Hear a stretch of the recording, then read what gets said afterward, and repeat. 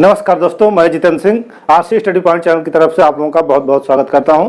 दोस्तों, आधुनिक भारत के इतिहास के अंतर्गत धार्मिक एवं सामाजिक सुधार आंदोलन चल रहा है और इस धार्मिक एवं सामाजिक सुधार आंदोलन में आज हम पढ़ेंगे मुस्लिम सुधार आंदोलन। मुस्लिम लोगों ने किस प्रकार से अपने धर्म में सुधार किया, उस चीज को हम देखेंगे। उन लोगों ने कुछ आंदोलन चलाए थे और उसी आंदोलन के जरिए इस्लाम धर्म में जो कुरीतियां फैली हुई थी उनको इन लोगों ने किस प्रकार से दूर करने का प्रयास किया, इस चैप्टर में हम देखेंगे। तो आपसे एक दरखास्त है कि आप हमारे चैनल को लाइक, सब्सक्राइब और शेयर जरूर कर दीजिए। क्योंकि हम आपके लिए इतना मेहनत करते हैं, आप भी हमारे लिए थोड़ी सी मेहनत कर दीजिए। चलिए शुरू करते हैं। धार्मिक एवं सामाजिक आंदोलन के अंतर्गत मुस्लिम सुधार आंदोलन। मुस्लिम सुधार आंदोलन के अंतर्गत हमको देखने को मिलता है अलीगढ़ आंदोलन। यह अलीगढ़ आंदोलन किसने शुरू किया था? तो अलीगढ़ आंदोलन के प्रवर्तक जो थे वह सर सैयद अहमद खां थे। सर सैयद अहमद खां ने अलीगढ़ आंदोलन शुरू किया था और यह आंदोलन किस लिए शुरू किया गया था, इस चीज को भी हम बताएंगे। पहले हम देख लेते हैं सर सैयद अहमद खां के बारे में कुछ जानकारियां। जैसे इनका जन्म 17 अक्टूबर 1887 को दिल्ली में हुआ था। सर सैयद अहमद खां का जन्म 17 अक्टूबर 1887 को दिल्ली में हुआ था। सर सैयद अहमद खां 1857 के विद्रोह के समय यह कंपनी, अंग्रेजी कंपनी यानी ब्रिटिश कंपनी में न्यायिक सेवा के पद पर थे और यह अंग्रेजों के पूर्णतः राजभक्त थे, यानी अंग्रेजों के पक्ष में ही सर सैयद अहमद खां थे। जब इन्होंने अलीगढ़ आंदोलन की शुरुआत की तो उस समय इन्होंने उसका उद्देश्य क्या रखा?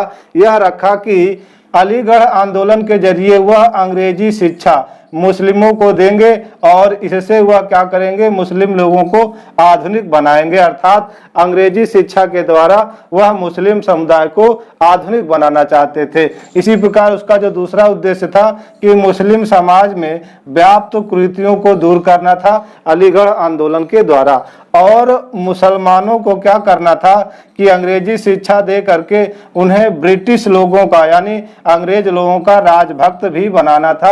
यह अलीगढ़ आंदोलन के उद्देश्य थे। इसी प्रकार यह जो आंदोलन था अलीगढ़, यह कांग्रेस विरोधी आंदोलन भी माना जाता है। तो कांग्रेस विरोधी आंदोलन कौन सा आंदोलन है?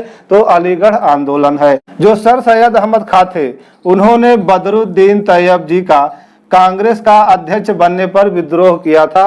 क्योंकि वह अंग्रेजों के पक्ष में थे, इसलिए वह चाहते थे कि कोई भी भारतीय मुसलमान कांग्रेस से न जुड़े। इसलिए जब बदरुद्दीन तैयब जी भारतीय राष्ट्रीय कांग्रेस के अध्यक्ष बने थे तब इन्होंने उसका विरोध किया था। इसी प्रकार 1888 ईस्वी में बनारस के राजा शिव प्रसाद के साथ मिलकर के सर सैयद अहमद खां ने यूनाइटेड इंडियन पैट्रियाटिक एसोसिएशन की स्थापना की थी। कब? 1888 ईस्वी में। इस प्रकार यूनाइटेड इंडियन पैट्रियाटिक एसोसिएशन की स्थापना किसने की थी? तो सर सैयद अहमद खां ने की थी। किसके सहयोग से? तो शिव प्रसाद के सहयोग से, जो उस समय बनारस के राजा थे। सर सैयद अहमद खां अपने आंदोलन के जरिए पीरी मुरीदी प्रथा का भी विरोध कर रहे थे और दास प्रथा का भी विरोध कर रहे थे। यह पीरी मुरीदी प्रथा क्या है? तो उस समय पीरी मुरीदी प्रथा प्रचलित थी और जो पीर लोग थे वह अपने आप को सूफी समझते थे और यह अपने शिष्यों को कुछ शब्द ज्ञान दे देते थे और उन शिष्यों को अपना दास बना लेते थे। इस प्रकार से यह कुछ शब्दों को दे करके जो शिष्य थे उनके ये गुरु बन जाते थे और शिष्यों को अपना दास बना लेते थे और उनके साथ दासों जैसा व्यवहार करते थे। इसीलिए सर सैयद अहमद खां ने पीरी मुरीदी प्रथा का विरोध किया था और साथ ही साथ दास प्रथा का भी विरोध किया था। क्वेश्चन आ जाए कि पीरी मुरीदी प्रथा का विरोध किसने किया? सर सैयद अहमद खां ने किया। और किसके जरिए? अलीगढ़ आंदोलन के जरिए। 1864 ईस्वी में गाजीपुर में सर सैयद अहमद खां ने साइंटिफिक सोसाइटी साइंटिफिक सोसाइटी की स्थापना 1864 ईस्वी में गाजीपुर में सर सैयद अहमद खान ने की। यह बहुत पूछा जाता है, सन भी आपको रखना है याद। इसके बाद सर सैयद अहमद खान ने 1857 के विद्रोह पर एक पुस्तक लिखी जिसका नाम था असबाब ए बगावत ए हिंद। असबाब ए बगावत ए हिंद 1857 के विद्रोह पर लिखी गई पुस्तक थी और यह किसने लिखा था? तो सर सैयद अहमद खान ने लिखा था। इसी प्रकार सर सैयद अहमद खान जो थे उन्होंने एक पत्रिका निकाली जिसका नाम था राजभक्त मुसलमान। राजभक्त मुसलमान नामक पत्रिका किसने निकाली थी? तो सर सैयद अहमद खान ने निकाली थी। 1870 ईस्वी में इन्होंने तहजीब उल अखलाक नामक फारसी पत्रिका भी निकाली थी, यानी यह जो पत्रिका थी वह फारसी भाषा में थी। तहजीब उल अखलाक का अर्थ होता है सभ्यता और नैतिकता। सर सैयद अहमद खान ने सर्वप्रथम अलीगढ़ स्कूल की स्थापना की थी और अलीगढ़ स्कूल से वह किस प्रकार से अलीगढ़ मुस्लिम विश्वविद्यालय बना, इस चीज को हम देखेंगे। तो सर्वप्रथम 24 मई 1875 ईस्वी की घटना है कि महारानी विक्टोरिया का इस दिन वर्षगांठ मनाया जा रहा था और इसी दिन अलीगढ़ स्कूल की स्थापना की गई। और वह स्कूल कैसा था? तो प्राइमरी था। प्राइमरी स्तर पर अलीगढ़ स्कूल की स्थापना सर्वप्रथम 24 मई 1875 ईस्वी को किसके द्वारा की जाती है? सर सैयद अहमद खान के द्वारा की जाती है। उसके बाद यह जो अलीगढ़ प्राइमरी स्कूल था 8 जनवरी 1877 को इसको किसमें बदल दिया गया? मोहम्मडन एंग्लो ओरिएंटल कॉलेज में इसे बदल दिया गया। और यह जो मोहम्मडन एंग्लो ओरिएंटल कॉलेज था इसका जो शिलान्यास है वह लॉर्ड लिटिन ने किया था, बहुत पूछा गया है। इसी प्रकार जो विलियम म्योर थे इन्होंने क्या किया था कि मोहम्मडन एंग्लो ओरिएंटल कॉलेज की स्थापना के लिए इन्होंने जमीन उपलब्ध कराई थी और विलियम म्योर उस समय उत्तर प्रदेश के गवर्नर थे। अब मोहम्मडन एंग्लो ओरिएंटल कॉलेज की स्थापना हो गई तो उसके जो प्रथम प्रिंसिपल बने वह थे थियोडर बैक। थियोडर बैक इसके प्रथम प्रिंसिपल बने थे। 1920 में आगे चल करके मोहम्मडन एंग्लो ओरिएंटल कॉलेज आगे चल करके 1920 में अलीगढ़ मुस्लिम विश्वविद्यालय के रूप में परिवर्तित हुआ, यानी अलीगढ़ मुस्लिम विश्वविद्यालय अस्तित्व में 1920 में आया। इसके पहले उसका क्या नाम था? Mohammedan Anglo oriental college. और किस प्रकार से आपने देखा कि प्राइमरी से कॉलेज बना और कॉलेज से यह विश्वविद्यालय में परिवर्तित हुआ था। विलियम हंटर ने एक पुस्तक लिखी थी भारतीय मुसलमानों के ऊपर और उनकी पुस्तक का क्या नाम था? इंडियन मुसलमान। पूछा गया है कि इंडियन मुसलमान किसकी पुस्तक है? विलियम हंटर की। इस पुस्तक के जरिए विलियम हंटर जो थे वह अंग्रेजों से कहे कि आप मुसलमानों का सहयोग करिए और मुसलमान भी आपका सहयोग करेंगे। तो इस प्रकार आपने देखा कि अलीगढ़ आंदोलन में किस प्रकार से सर सैयद अहमद खान ने अपना योगदान दिया। तो चलिए एक बार फिर से देख लेते हैं। अलीगढ़ आंदोलन के प्रवर्तक सर सैयद अहमद खान थे जिनका जन्म 17 अक्टूबर 1887 को दिल्ली में हुआ था। जब 1857 का विद्रोह हुआ उस समय सर सैयद अहमद खान कंपनी में न्यायिक सेवा पर कार्यरत थे।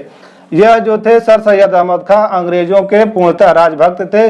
अलीगढ़ आंदोलन का जो उद्देश्य था वह था अंग्रेजी शिक्षा देकर के मुस्लिम लोगों को आधुनिक बनाना था और मुस्लिम समाज में जो कुरीतियां फैली हुई थी उनको दूर करना था तथा मुसलमानों को अंग्रेजी शिक्षा दे करके ब्रिटिशों का राजभक्त बनाना था। अलीगढ़ आंदोलन कांग्रेस विरोधी आंदोलन था। याद रखिएगा कि कांग्रेस विरोधी आंदोलन कौन था? तो अलीगढ़ आंदोलन था। बदरुद्दीन तैयब जी जब भारतीय राष्ट्रीय कांग्रेस के अध्यक्ष बने थे तब इनका विरोध किसने किया था? सर सैयद अहमद खान ने किया था। सर सैयद अहमद खान ने 1888 ईस्वी में बनारस के राजा शिव प्रसाद की मदद से यूनाइटेड इंडियन पैट्रियाटिक एसोसिएशन की स्थापना की थी। इस प्रकार यूनाइटेड इंडियन पैट्रियाटिक एसोसिएशन के संस्थापक कौन थे? तो सर सैयद अहमद खान थे जिन्होंने 1888 में इसकी स्थापना की थी। कहां पर? बनारस में। सर सैयद अहमद खान ने पीरी मुरीदी प्रथा का भी विरोध किया तथा दास प्रथा का भी इन्होंने विरोध किया था। 1864 में सर सैयद अहमद खान ने गाजीपुर में साइंटिफिक सोसाइटी की स्थापना की थी। याद रखिएगा, साइंटिफिक सोसाइटी की संस्थापक कौन थे? सर सैयद अहमद खान। और कब? 1864 में इसकी स्थापना हुई थी। सर सैयद अहमद खान ने असबाब ए बगावत ए हिंद नामक पुस्तक लिखी और यह पुस्तक 1857 के विद्रोह पर आधारित थी। सर सैयद अहमद खान ने एक पत्रिका निकाली जिसका नाम था राजभक्त मुसलमान। इसी प्रकार उन्होंने 1870 में तहजीब उल अखलाक नामक पत्रिका निकाली थी जो फारसी भाषा में थी। सर सैयद अहमद खान ने सर्वप्रथम 24 मई 1875 ईस्वी में अलीगढ़ स्कूल की स्थापना की जो कि एक प्राइमरी स्तर का स्कूल था। उसके बाद इसी स्कूल को 8 जनवरी 1877 ईस्वी को मोहम्मडन एंग्लो ओरिएंटल कॉलेज में बदल दिया गया और इस कॉलेज का जो शिलान्यास किया था लॉर्ड लिटिल ने किया था तथा विलियम म्योर ने, जो उत्तर प्रदेश के गवर्नर थे, उन्होंने इस कॉलेज की स्थापना के लिए जमीन उपलब्ध कराई थी तथा इस कॉलेज के जो प्रथम प्रिंसिपल बने वो थे थियोडर बैक। इसके बाद जो यही कॉलेज था 1920 में अलीगढ़ मुस्लिम विश्वविद्यालय बना। पूछा गया क्वेश्चन है कि अलीगढ़ मुस्लिम विश्वविद्यालय की नींव किसने रखी थी, शिलान्यास किसने किया था? तो लॉर्ड लिटन ने किया था। विलियम हंटर ने इंडियन मुसलमानों के ऊपर एक पुस्तक लिखी जिसका नाम ही था इंडियन मुसलमान। अब अहमदिया आंदोलन के बारे में भी देख लेते हैं जिसके संस्थापक मिर्जा गुलाम अहमद थे। अब उन्होंने इसके माध्यम से किस प्रकार से भारत में अपने धर्म में सुधार किया था, चलिए उस चीज को देखते हैं। अहमदिया आंदोलन, अहमदिया आंदोलन को शुरू करने वाले व्यक्ति कौन थे? मिर्जा गुलाम अहमद। मिर्जा गुलाम अहमद ने 1889 ईस्वी में अहमदिया आंदोलन शुरू किया था। अहमदिया आंदोलन जो शुरू हुआ वह कहाँ शुरू हुआ था? सर्वप्रथम तो गुरदासपुर जो कि पंजाब में पड़ता है, गुरदासपुर जिले के कादिया नामक स्थान से मिर्जा गुलाम अहमद ने 1889 ईस्वी में अहमदिया आंदोलन को शुरू किया था। अहमदिया आंदोलन को कादियानी आंदोलन के नाम से भी जाना जाता है, अर्थात इसे कादियानी आंदोलन की भी संज्ञा दी गई। क्यों? क्योंकि इस आंदोलन की शुरुआत ही कादिया नामक स्थान से हुई थी, इसीलिए इसे कादियानी आंदोलन भी कहा गया। अहमदिया आंदोलन का उद्देश्य क्या था? तो इसका मुख्य उद्देश्य था भारत में शुद्ध इस्लाम की स्थापना करना और यह जो अहमदिया आंदोलन था यह उदारवादी दृष्टिकोण पर आधारित था। याद रखिएगा कि अहमदिया आंदोलन मिर्जा गुलाम अहमद ने कब शुरू किया? 1889 ईस्वी में शुरू किया था। कहां से? गुरदासपुर जिले के कादिया नामक स्थान से इन्होंने इस आंदोलन को प्रारंभ किया था और उसी कादिया नामक स्थान के कारण यह आंदोलन कादियानी आंदोलन के नाम से भी प्रसिद्ध रहा। उद्देश्य, इस आंदोलन का उद्देश्य भारत में शुद्ध इस्लाम की स्थापना करना था और यह आंदोलन उदारवादी दृष्टिकोण पर भी आधारित था। मिर्जा गुलाम अहमद जिन्होंने अहमदिया आंदोलन की स्थापना की थी, मिर्जा गुलाम अहमद कौन थे और इन्होंने क्या कार्य किए? तो मिर्जा गुलाम अहमद का जन्म 1835 ईस्वी में गुरदासपुर जिले में हुआ जो कि पंजाब में पड़ता है। मिर्जा गुलाम अहमद अपने को ईश्वर का पैगंबर मानते थे। वह कौन सा मुस्लिम समाज सुधारक था जिसने अपने आप को ईश्वर का पैगंबर माना? तो वह थे मिर्जा गुलाम अहमद। मिर्जा गुलाम अहमद ने मुस्लिमों के द्वारा जो जिहाद का नारा दिया जाता था उसका विरोध किया, यानी इन्होंने मुस्लिमों के जिहाद का विरोध किया था। ऐसा करने वाले ये प्रथम भारतीय थे जिन्होंने मुस्लिमों के जिहाद का विरोध किया था। इसी प्रकार यह स्वयं को पुनर्जागरण का वाहक भी कहते थे। मिर्जा गुलाम अहमद अपने आप को पुनर्जागरण का वाहक भी कहते थे और इन्होंने एक पुस्तक लिखी 1890 ईस्वी में, उसका नाम क्या था? बहरीन ए अहमदिया। बहरीन ए अहमदिया किसकी पुस्तक है?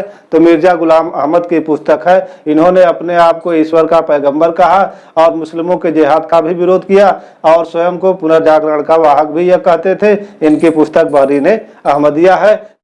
अब हम देवबंद आंदोलन के बारे में भी कुछ जानकारी ले लेते हैं। तो देवबंद आंदोलन की शुरुआत कब हुई? 1866 ईस्वी में। तो देवबंद आंदोलन का शुरुआत किन लोगों ने किया था?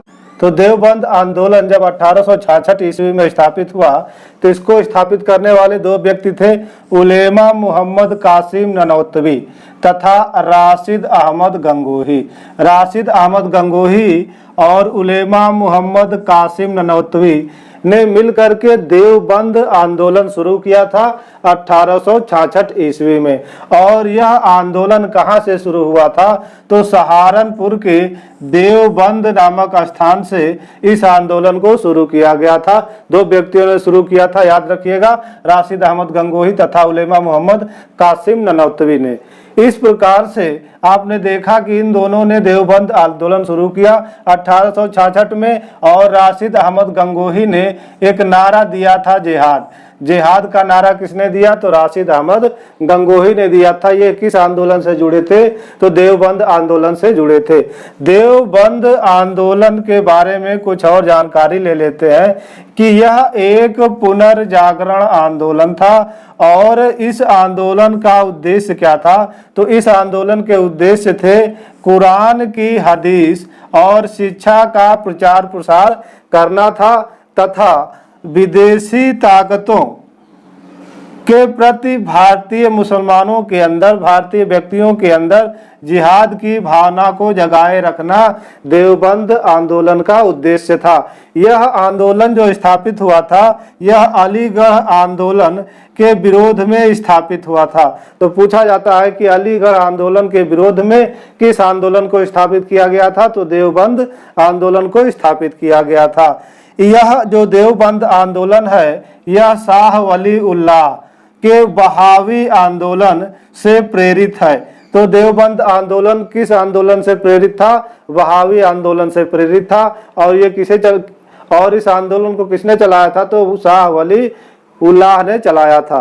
1885 ईस्वी में जब भारतीय राष्ट्रीय कांग्रेस की स्थापना हुई, तो भारतीय राष्ट्रीय कांग्रेस की स्थापना का स्वागत देवबंद आंदोलन ने किया था। इस बात को हमेशा याद रखिएगा। 1888 ईस्वी में देवबंद आंदोलन के उलेमाओं ने क्या किया कि यूनाइटेड इंडियन पैट्रियाटिक एसोसिएशन तथा मुस्लिम एंग्लो ओरिएंटल सभा के विरोध में फतवा जारी किया था। याद रखिएगा कि इन दोनों के विरोध में फतवा किसने जारी किया था? तो देवबंद आंदोलन के उलेमाओं ने जारी किया था। यूनाइटेड इंडियन पैट्रियाटिक एसोसिएशन के संस्थापक कौन थे? तो सर सैयद अहमद खां थे। और इसी संगठन के विरोध में देवबंद आंदोलन के उलेमाओं ने फतवा जारी किया था। तो एक बात देख लेते हैं कि देवबंद आंदोलन 1866 में शुरू हुआ। उलेमा मोहम्मद कासिम ननौतवी और राशिद अहमद गंगोही ने इस आंदोलन को शुरू किया था। कहां से? सहारनपुर के देवबंद नामक स्थान से इसको शुरू किया गया था। और गंगोही ने नारा दिया था जिहाद का। देवबंद आंदोलन एक पुनर्जागरण आंदोलन था और इसका उद्देश्य था कि कुरान की हदीस तथा शिक्षाओं का प्रचार प्रसार करना तथा विदेशी ताकतों के प्रति लोगों के मन में जिहाद की भावना को जगाए रखना था। अलीगढ़ आंदोलन के विरोध में देवबंद आंदोलन शुरू हुआ था और शाह वली उल्लाह ने जो बहावी आंदोलन चलाया था, इसी बहावी आंदोलन से प्रेरित होकर के देवबंद आंदोलन चलाया गया था। 1885 में भारतीय राष्ट्रीय कांग्रेस की स्थापना का स्वागत देवबंद आंदोलन ने किया था। 1888 में यूनाइटेड इंडियन पैट्रियाटिक एसोसिएशन तथा मुस्लिम एंग्लो ओरिएंटल सभा के खिलाफ फतवा जारी किया था। देवबंद आंदोलन के उलेमाओं ने किया था। छोटे छोटे और भी आंदोलन हुए जिनके जरिए मुस्लिम सुधार आंदोलन किया गया। बस उनके बारे में थोड़ी सी जानकारी लेनी है कि फरायजी आंदोलन कब शुरू हुआ? 1804 ईस्वी में। और कहां पर? तो फरीदपुर पश्चिम बंगाल में यह आंदोलन शुरू हुआ। इस आंदोलन को किसने स्थापित किया था? तो हाजी शरीत उल्लाह ने स्थापित किया था तथा दादू मियां दोनों ने मिलकर के इस आंदोलन को स्थापित किया था। इसी प्रकार तयूनी आंदोलन कब स्थापित हुआ? 1839 ईस्वी में। और कहाँ? ढाका में। तब ढाका जो था वो भारत का अंग ही था। तो तयूनी आंदोलन के जो संस्थापक थे वह थे करामती अली जौनपुरी। करामती अली जौनपुरी ने तयूनी आंदोलन प्रारंभ किया था 1839 में, वो भी ढाका में। इसी तरह से मोहम्मडन लिटरेटी सोसाइटी की स्थापना 1863 ईस्वी में की गई और कहाँ पर, तो कलकत्ता में की गई थी। मोहम्मडन लिटरेटी सोसाइटी की स्थापना किसने की, तो अब्दुल लतीफ ने की थी। यह बहुत इंपॉर्टेंट है और पूछा भी गया है कि बंगाल के मुस्लिम जागरण के पिता किसे कहा जाता है, तो अब्दुल लतीफ को कहा जाता है।